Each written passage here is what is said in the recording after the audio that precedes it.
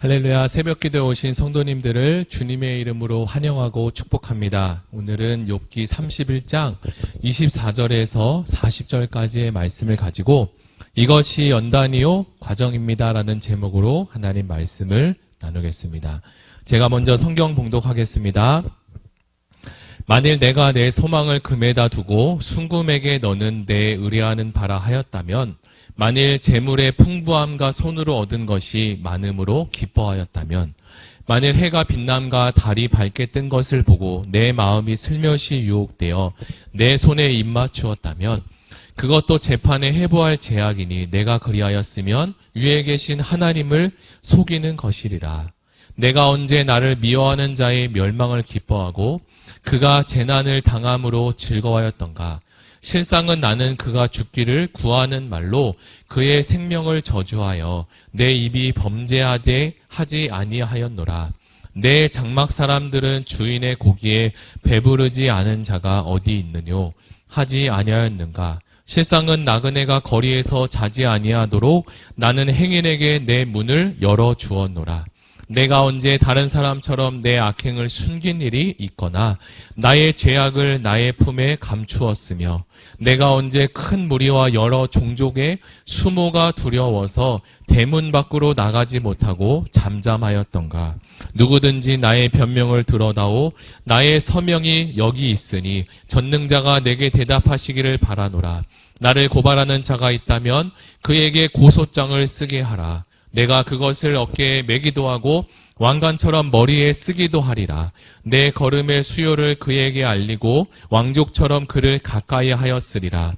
만일 내 밭이 나를 향하여 부르짖고 밭이랑이 함께 울었다면, 만일 내가 값을 내지 않고 그 소출을 먹고 그 소유주가 생명을 잃게 하였다면, 밀 대신에 가시나무가 나고 보리 대신에 독보리가 나는 것이 마땅하니라 하고 욥의 말이 그치니라. 아멘. 우리는 물질 만능주의가 빈번한 세상에 살고 있습니다. 물질 만능주의에 대해서 많이 들어보셨을 텐데요. 그 의미가 무엇인지 한번 찾아보니까 정신적인 것을 무시하고 의식주 따위의 물질 문제를 중히 여기는 것을 말하며, 물질로서 모든 것을 다 이룰 수 있고 안 되는 것이 없고 물질만 채워지면 만족한다고 여기고 물질을 최우선 가치로 여기는 것을 바로 물질 만능주의라고 이야기합니다.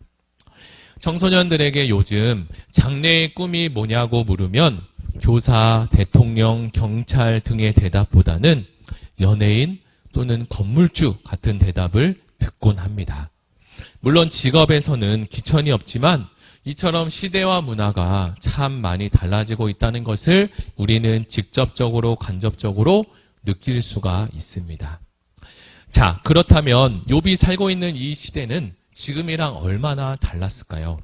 욥기 오늘 본문의 24절에 욥이 고백하기를, 욥 자신은 소망을 금이나 은에 두고 있지 않다라고 이야기하고 있습니다. 그러나 그 당시 많은 사람들은 자신의 소망을 금이나 은에 두고 살았는데요. 그것도 모자라서 해와 달을 숭배하고 있었어요. 물론 해와 달이 살아가면서 우리에게 꼭 필요한 것이지만 그것을 숭배하라고 하나님께서 우리에게 주신 것은 아닙니다.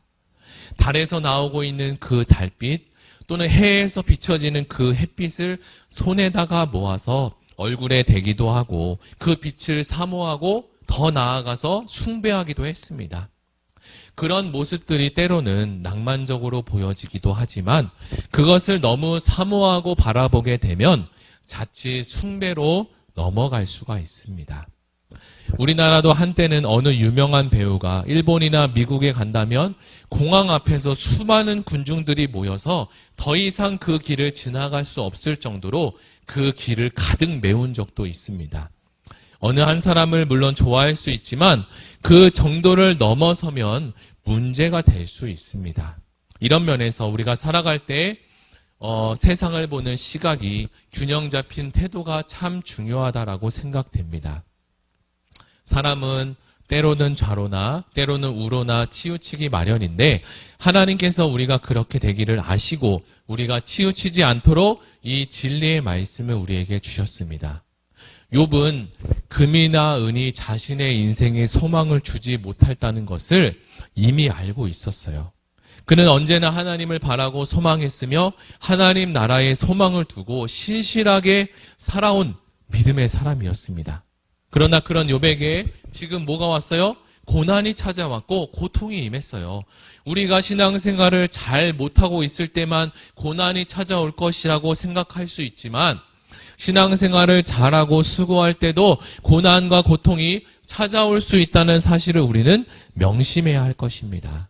어찌하든 우리는 늘 하나님과 그리고 사람 앞에 겸손한 마음을 가져야 할 필요가 있습니다.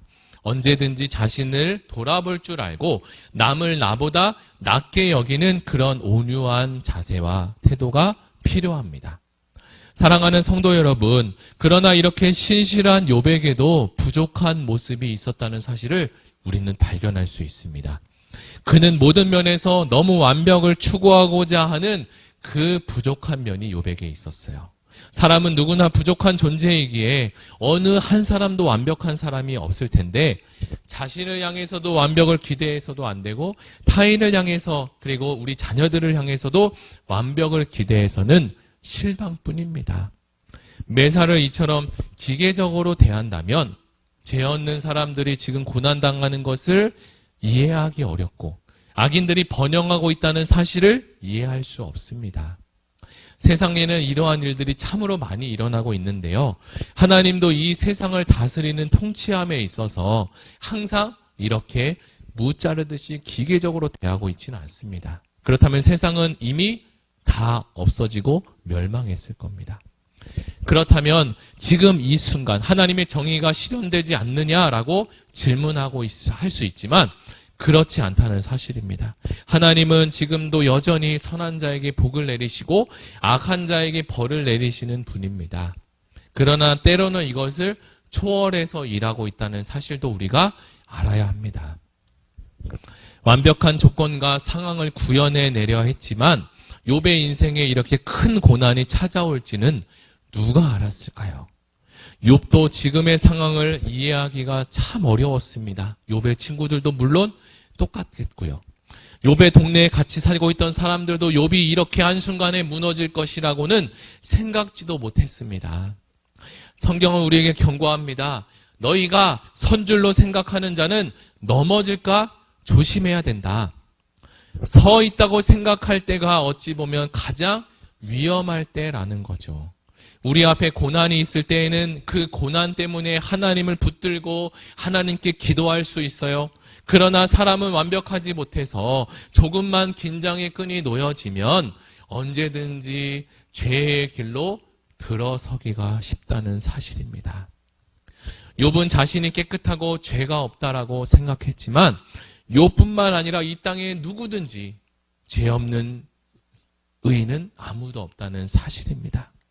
사람마다 죄의 정도의 차이가 있을 뿐 누구든지 예수님과 복음이 필요한 존재가 바로 우리입니다.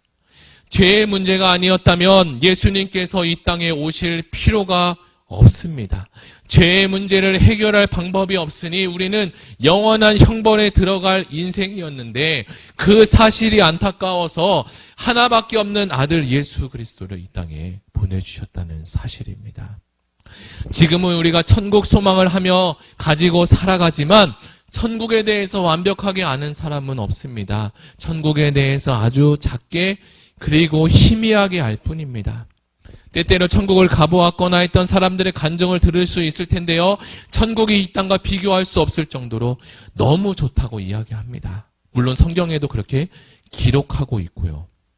우리가 천국과 하나님 나라에 대해서 아주 희미하게 알고 있어서 때론 땅의 것의 유혹에 넘어가기도 하고 하지만 우리가 진리를 알고 복음을 더 깊이 더 넓게 알게 된다면 자연스레 우리는 천국을 더 많이 사모하게 될 줄 믿습니다. 저희 삼둥이 중에 아들 예찬이가 요즘 들어 자동차 장난감을 무척이나 좋아합니다.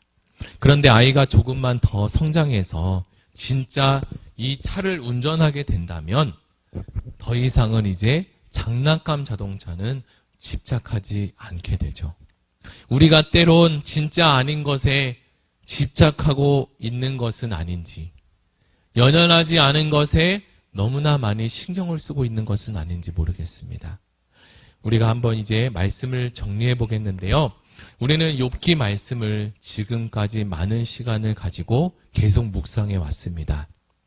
환난이라는 것은 꼭 죄의 결과만이 아니라 하나님의 연단일 수도 있고 우리를 순금과 같이 만드는 필요한 과정 가운데 있다는 사실도 기억해야 합니다. 풀무에 들어가는 순간 너무 뜨겁고 고통스럽지만 욥의 고난을 통해 더 큰 믿음과 소망과 사랑을 허락하시는 아버지의 그 크신 사랑을 기억하며 그 사랑을 누리시는 의왕우리 교회 모든 성도님이 되시기를 예수님의 이름으로 축복합니다. 우리 다 같이 들은 말씀을 가지고 함께 기도하기를 원합니다. 이제 12월 마지막 달이 되었습니다. 2024년 새해에는 하나님께 더 큰 소망을 두고 믿음과 사랑 안에서 살아갈 수 있는 은혜를 부어달라고 우리 다 같이 기도하시겠습니다.